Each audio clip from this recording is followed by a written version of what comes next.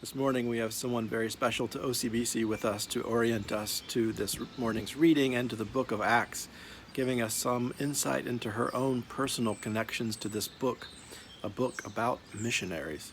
So welcome, OCBC's very own Jan Harvey. Hello. As I once again read through the book of Acts, I was impressed by the richness of the many stories that are told. The communal life of that early church in Jerusalem, Paul's conversion, the stoning of Stephen, Philip's encounter with the eunuch, conflicts between some of the major players. Where two or three are gathered together, there's conflict.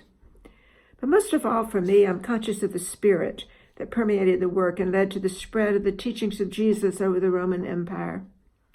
The urgency and passion with which those early followers shared what they had heard fills me with awe. My husband and I served for 21 years as missionaries to Brazil, then in the Republic of South Africa, in Mozambique, and finally in Portugal.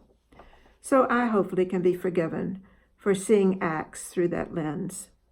We also felt led by the Spirit to go, but we traveled by ocean liner and plane and automobile, not walking for hundreds of miles over dangerous, dusty roads.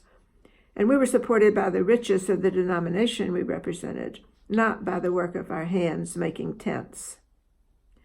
And we were never under house arrest for years or stoned by angry throngs of people.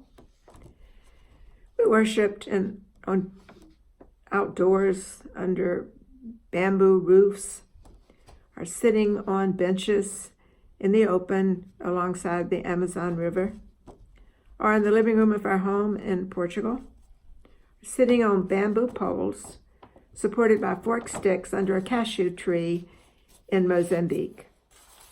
So I also easily identify with groups of believers meeting in those early homes, or seated beside the river dyeing cloth, or with Paul preaching wherever he happened to find an individual or group that would listen to him.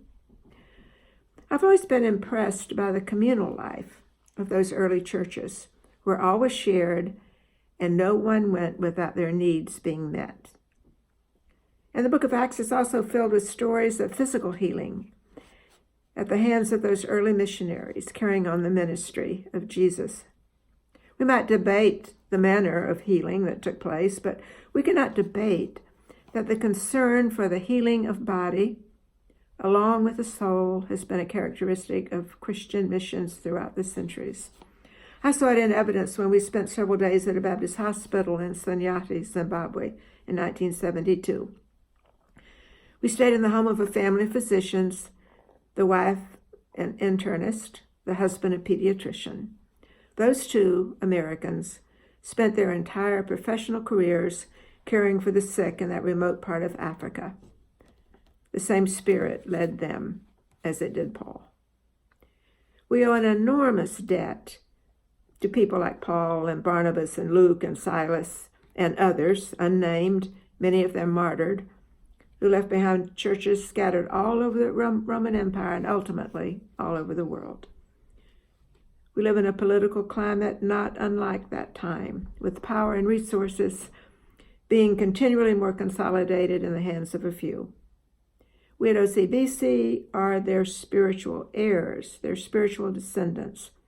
So as we study the book of Acts, we can be heartened knowing that that same spirit, which permeates those stories that led those early missionaries to do such remarkable things, is at our side as we seek to spread the good news.